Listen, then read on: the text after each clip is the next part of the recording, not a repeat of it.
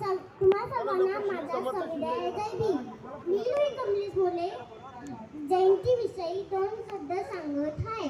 अखंड विश्वाला शांतीचा संदेश देणारे तथागत गौतम बुद्ध, स्वराज्य रक्षक छत्रपती शिवाजी महाराज, क्रांती सूर्य महात्मा ज्योतिबा फुले, महामानव डॉक्टर बाबासाहेब आंबेडकर, तसेच राजमाता जिजाऊ ज्ञानज्योती सावित्रीबाई फुले, माता भीमाई, माता रमाई यांच्या पवित्र स्मृती आणि विचारांस विनम्र अभिवादन करून मी लोही कमलेश मोले जयंतीविषयी दोन शब्द सांगत आहे.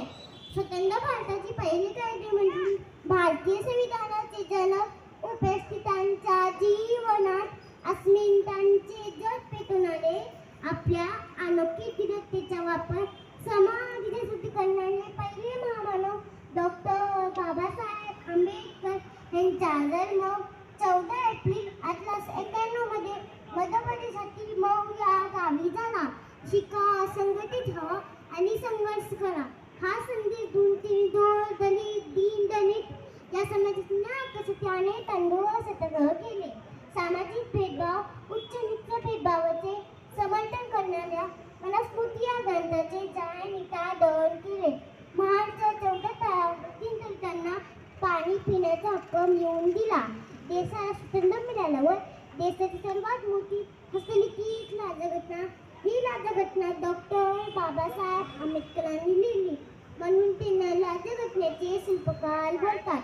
मुखनायक हे पाक्षिक, बहिष्ठपालित साप्ताहिक तर हे संत वृत्तपत्र सुरू करून त्यांनी समाज प्रबोधनाचे बहुमूल्य कार्य केले.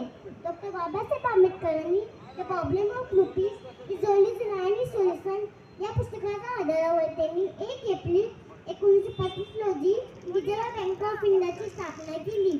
म्हणून 1 एप्रिलला आर्थिक व्यवहाराचा वर्ष म्हणून साजरा केला जातो.